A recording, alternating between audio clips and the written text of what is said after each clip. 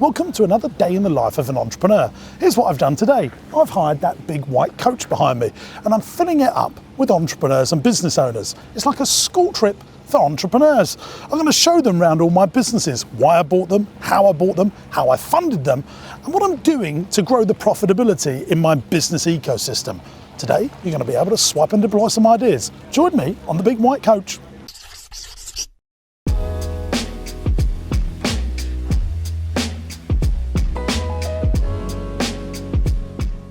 The whole point of us doing this really is to get YouTube content for our channel and also to teach you guys some golden nuggets on some of the strategic reasons of why we bought so many different companies and how they all mix together to create an ecosystem, which I think is one of the smartest things entrepreneurs and business owners can do. Yeah, we want to grow our business organically and get the sales up on our like-for-like basis, but if we can buy in a couple of businesses and bolt them on to our core business, that could be a great way of accelerating the profitability in the business. I'll tell you a quick story. So 2007, I built a big one of these called Partyman World in Basildon. 2008, I bought another one. 2009, I built another one. And I nearly lost everything in 2009. I was about 23 because the current bun, the sun came out. And if you own indoor leisure businesses in the United Kingdom, when the sun comes out, you can't give it away.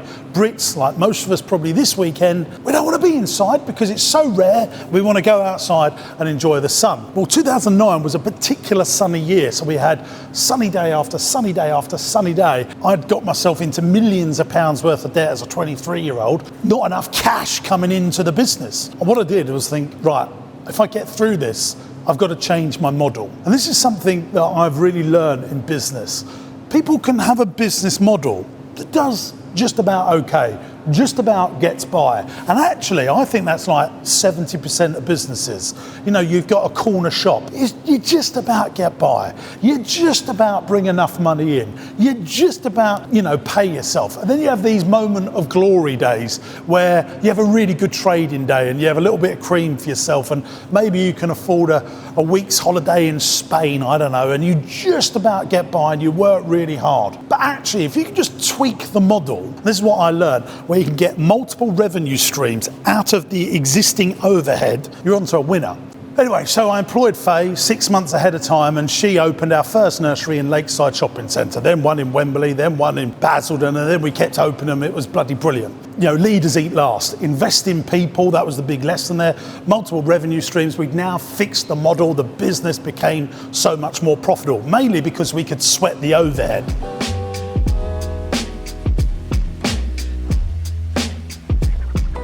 Because you might have an okay model. What can you do to just slightly tweak it to get something really good? That's probably my biggest learn of doing this for 20 years. How good is the model?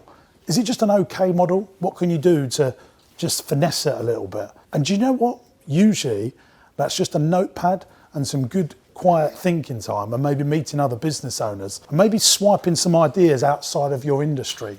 There's loads of industries, like what childcare has taught me about leisure and what leisure has taught me about childcare. What running my e-commerce business, what has taught me about, making sure the e-commerce is good enough on here.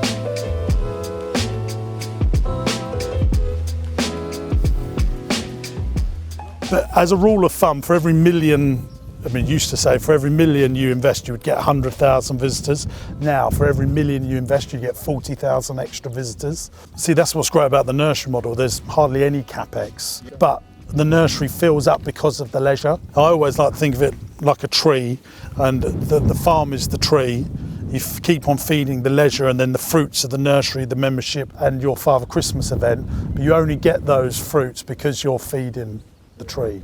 I look at the Rossi Parlour, like what it has taught me. Like if I spent 200,000 refurbishing it, because it's confined by size and because the customer base wants value for money, I'm never going to get a return on that 200,000. And what I am doing this year is we're putting in planning to go on the roof. That's about 150,000, but I can justify that because it gives me another 80 covers. All those things that the 20, don't get me wrong, I preferred many of the 21, 22-year-old James Sinclair. Like, go for it. Come on, we'll sort it out. And I always did sort it out. And unfortunately, or fortunately, whatever, I am more analytical in my approach to things now. Like this dinosaur part, if I'd have, no, I am going to put some more here and do another 100 grand on it. But if I'd invested another million on it, I wouldn't get any more customers, you know, and that's.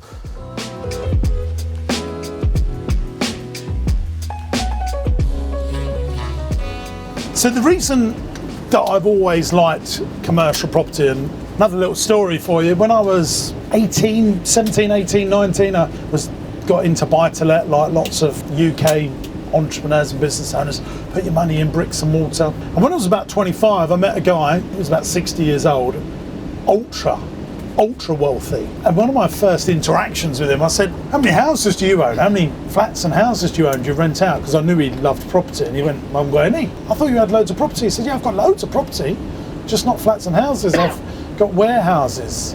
I went, warehouses? Why? And then he explained to me about commercial property. Fast to say, that was probably one of the most valuable conversations that I've ever had in my life. And I would go, nearly all of my personal wealth, yeah, the businesses are worth X, Y, and Z. These have been the bedrock of being able to invest in other companies, being able to get loans for my businesses, to give security. And I really believe that commercial property, especially warehouses, not so much shops and retail, but warehouses, storage, distribution, it's just fantastic, and it has changed so much for me, especially if you operate your business from them.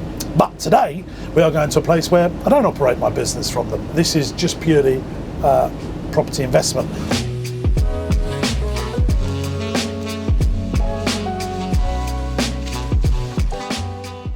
Right, we've just arrived at Red Lions Business Park. I was just explaining to the gang how we're building 22 more units over here to literally double the size and a bit more of this industrial estate. We're now off to the Blue Boar Hotel, very different style of business. They were asking some really good questions here about yields, about rental, about what do you get per square foot, what's the leases like, how do you find your customers to rent the buildings out. Really fascinating conversation. Here's some of those questions. And if you come across stuff like this, get yourself on a viewing, even if you haven't got the money, just to then try and find out how to get the money, because I do believe these sorts of investments are they're just wonderful. Yards are great as well, little yards like that, always high in demand. I mean, that yard, we were renting that out, I think, for £1,000 a month. It's just that little porter cabin. You know, people want stuff like that. That yard's rented out. Really good, high yielding stuff, good pension plan. So you've got your trade in business, but this is always a good thing to lean on. It's a good slow pound investment. You know, you've got your business bringing you in fast pounds, and then these are your slow pounds that are slowly building value and good cash flow over a period of time. If anyone knows of stuff like this for sale, hit me up. I'll give you a finder's fee. I just love them, but you should be buying it yourself if you do know someone. Has it got long-term resi potential here? Is that the angle you were looking at? I'm just not into building houses, because I'm not a construction man. You know, I don't want to build things unless I really, really have to. I want to trade. I think the people that make money from property building houses are people like Persimmons and all that are doing it on epic scale, like cryptocurrencies, residential property building development. I just don't get involved in it. I don't look at it, I don't research it, because I don't want to be tempted into it. I've got lots of other stuff like this and lots of other commercial property. I know my lane, I know what I can get per square foot. You know, I know we get tenants easy. That's where I'm good at. People that build houses, stick to that. The higher you go with your returns, usually the more challenges there are. So lots of people go, oh, I'm going to do HMOs. What a pie they are. I mean, why anyone would want to do them? Now, we had a HMO, didn't we, that we rented to someone to run it as a HMO, and the neighbours sought me out. So I gave a long lease to someone that was running it as a HMO. I didn't want to run a HMO. Found me on Company's House, found out about Marsh Farm. This was the neighbours, and they came to Marsh Farm and said, do you know, I'm absolutely living next to hell. On that day, we rang them up and said, I'm sorry, we're just getting it back to an AST. So I don't want to deal with stuff like that. You know, all of these multi-let ways of growing the yields, there will be so many challenges with them sort of things. And so I don't want to do that. Well, I don't want to give you tax advice, but I'll tell you what I do. I have an opco-propco situation. I know lots of people that have got them in the same company, which is more risky. If you go bust, you lose the property, but there are tax efficiencies of having them in the same company. But that is accountant's advice, not James Sinclair advice. You need to go and check with your accountant. What I will say though is, if your business is profitable, go and speak to the bank now and say, can I borrow the deposit over 5 years and term the rest over 20 years? And if they like you, the bank manager might fight for you and you can get in and do it now. That's how I got my first one over the line. And you just say to them, don't make me use all my cash flow to put into a deposit, but please, can you see what I'm trying to build here? I could be a banking customer of yours for life. Cry if you have to, do whatever you need to do. If he's making £250,000 profit, for example, and he wants to buy a £700,000 warehouse and he's made £250,000 consistently for 4 consecutive years, you will find a bank manager that's in corporate banking, commercial banking, might find a way of saying, well, you've got to put 5% in at least. Or he might say, we'll lend you the deposit on a 5-year term, but the rest over 20 years. But he's got to say all the right things, like, I've got a big contract coming up, so I need my cash here to fulfill that contract, but I can also buy the building now. How are you going to help me?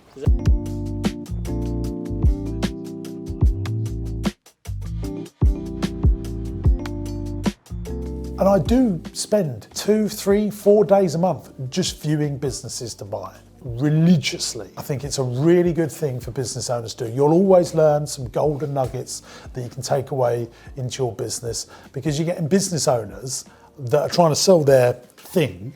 So they're telling you lots of things about their business, much better than any consultant. They might be trying to sell it to you, which means they're only telling you the good stuff, but you're certainly learning some stuff. Now, when I buy companies, I have a rule. It's got to do $1 million plus revenue, management team in place, fold into the existing empire, and it should have exit value should we want to sell the thing. It was doing $1 million plus in revenue, but none of the others were there. But it is 15 minutes from Marsh Farm, and I had managers at Marsh Farm that had worked for me for a long time, and I said, I'm going to buy this hotel, would you like to manage it? So Chloe and Emma, who've worked with me for a very long time, became the general managers of this site. We took it on, it had 16 rooms. We could have 50 plus rooms here by the time we've refurbished everything. I liked the structure of the deal as well that I was able to do, because it was unmortgageable, because banks want minimum of 25 hotel rooms. That's their big thing on hotels. They want it to be profitable. It was breaking even. There was no management accounts. The pub, actually, the bit downstairs, was doing about 45 grand a month, and the hotel rooms were doing about 25 grand a month.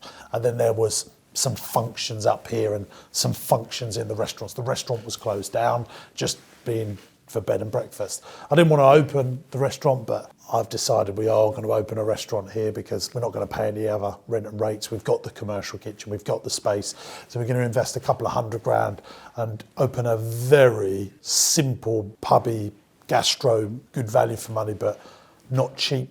And it's not Toby Carvery, but it's not going to be Hawksmoor in London. It's going to be, £25 a head, and you can have something to eat and drink here. So there's some of the reasons we bought it. But I'd also loved the deal structure. I said to them very quickly, I said, look, I don't want to put all my own cash into this, but let me lease option it. I'll lease it from you or private mortgage it. So put a deposit down, very much like I've done at Red Lions, do interest only for 3 years, build up the management accounts, build up the profitability, tell the bank I'm doing that, and then I'll take them out in 3 years with a bank mortgage. People always go, James, how do you get these things over the line? I just ask. And often people say no to me, but then I just move on to the next thing. And it gets easier when you explain to them, and people know.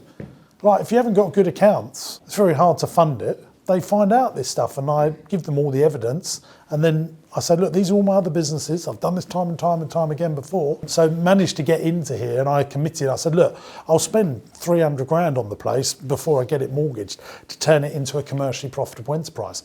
Yeah. I mean, that's the biggest thing, is I feel with absolute confidence, like just knowing how to turn rooms around until you really see it. I mean, you can read it, but when you actually speak to the staff, these are the problems we have. These are the type of hoovers. This is the bit of equipment that's going to make it all easier. This is how long it really takes. This is how long it really takes. This is what happens when someone calls in sick, and how do you like all of that. I fully understand. So when I want to sleep 100 people at Lee Valley and build a glamping site, like I feel ready. Like I know all the software, how to use booking.com, Airbnb, be on Trivago. You know, it's taken us, like, because she wasn't on, the person that had it was just on booking.com. You know, all my businesses are connected. Everyone thinks that and don't think it's a folly. I mean, look, you give me what, you watch my stuff on YouTube?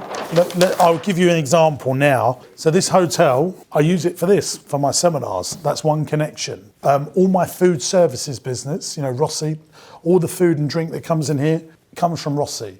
That's string number 2. I had the management that I could put into here and my marketing team all look after it. String number 3. Let's go over to Rossi Ice Cream, Marsh Farm, Lee Valley, all of those sites buy ice cream, connection. Like Party Pieces, 10 indoor play centres. We've got a warehouse what we had with Teddy Tastic. You know, there's multiple connections there.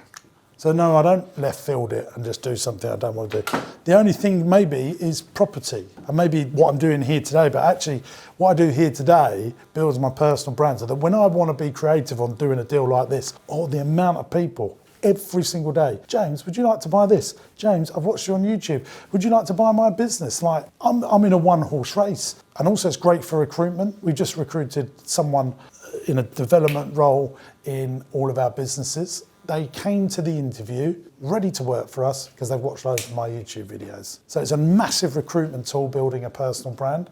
It's a massive way of getting deals over the line. And then obviously the obvious thing, it gets you business.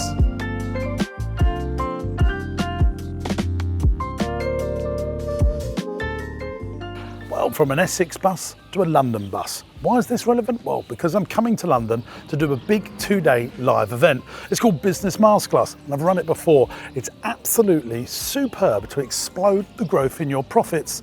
If you want to find out how to buy companies, grow your companies, get your teams to be more profitable, it's all coming up in London. Plus, how to get customers as frugally as possible, because marketing is what can supercharge a business. I'm going to teach it all. I'll be on stage showing all the stuff that I've learned over the last 20 years, condensed into just 2 days to grow the profitability in your business. If you'd like to come along to Business Masterclass, tickets are only a few £100. There's a link in the video description, or you can go to my website, jamessinclair.net. I'll see you at Business Masterclass to explode the growth of your business. Yeah, that's good, yeah. So when I'm buying a business, what due diligence and what do I look for, and are there any red flags? Yeah, the basic rules are £1 million worth of revenue, location-based, with a management team in place, and no more than 10% of revenue coming from one customer. So we want lots and lots of customers, and instant cash flow on day one. Might not be profitable, but we want instant cash flow, not big contracts where you're going to get paid in 120 days, yada, yada, yada. Well, the biggest red flag would be one big customer. I think that would be, I would walk a mile away from that. If my gut instinct said, because everyone lies when they're selling a business, and they do innocent lies. I call it innocent lies, where they go, oh, the future. I mean, you know, if you take this on from me, you'll triple your revenue next year. Just, why don't you do that? And so you take things with a pinch of salt, and you should always go into it on past results, never future potential. And they will always try and sell you future potential, which you need to take with a pinch of salt, and it's good to know those things, but only ever buy on past results. I'm also looking to see if there's a property angle where we could have a freehold or something like that involved. And if the owner is so key to the business that when they disappear, it all falls apart. I don't want to get involved in that.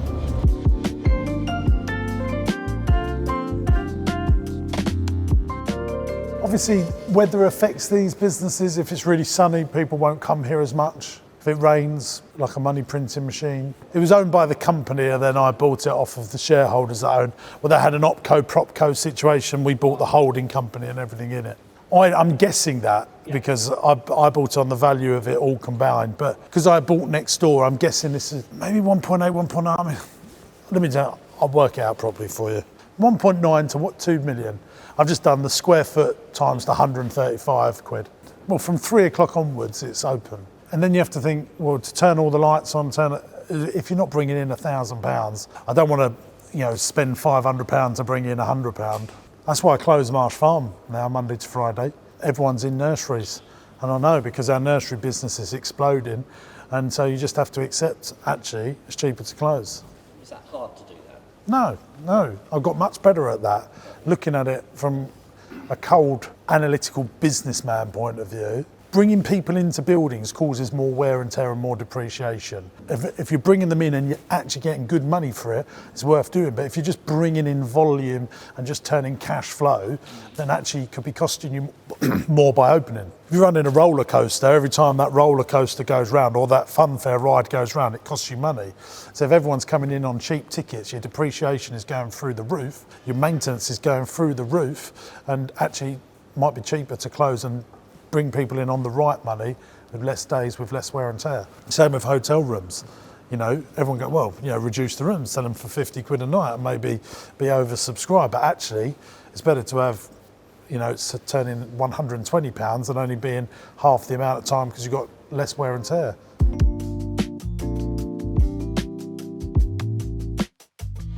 So they're picking and packing all day in here, doing personalised balloons and personalised birthday cards, personalised banners, personalised balloons. I've put an offer on a couple of things, but we need so much more space. It's just not fit for purpose anymore. And this will just become Rossi storage up here. We're going to go down now. So underneath us is the ice cream factory.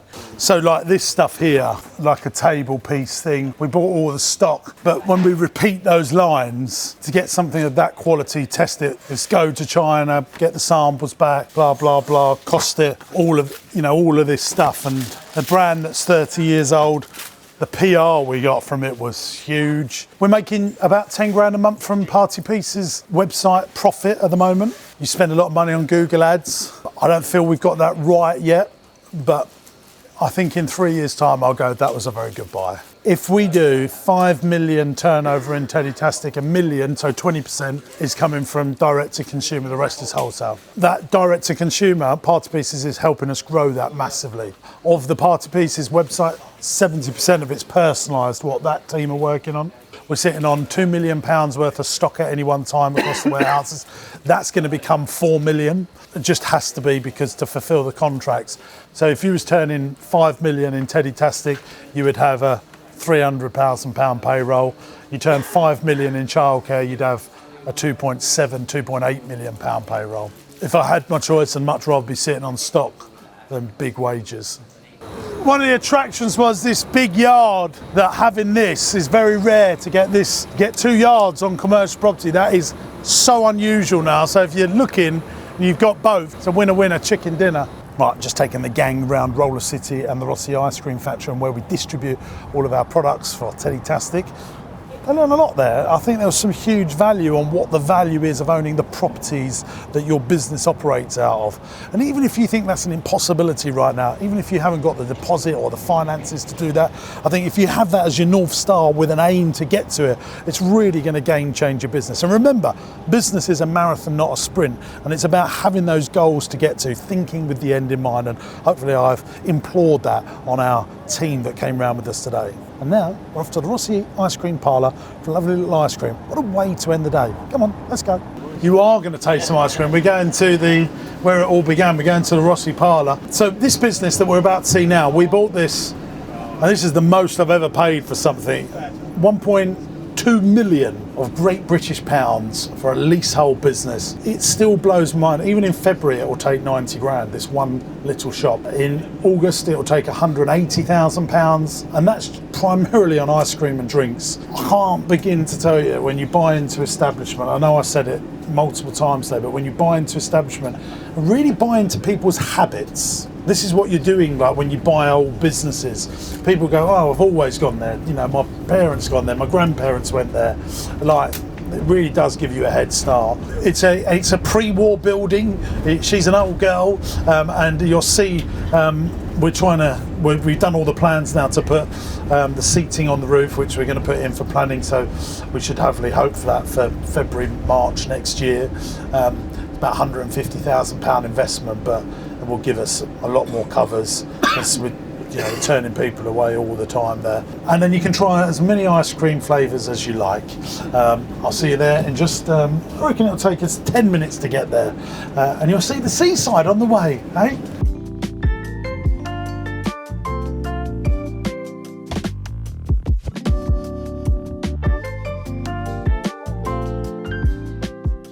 Well, here we are at the Rossi Ice Cream Parlour, which marks the end of this glorious school trip for entrepreneurs. I was going through the Rossi story there, telling them how it started in 1932, how it became a massive business, then the demise, and how we're trying to put it all back together again. And we stopped to have some delicious ice cream. It's back on the coach now. It's home time.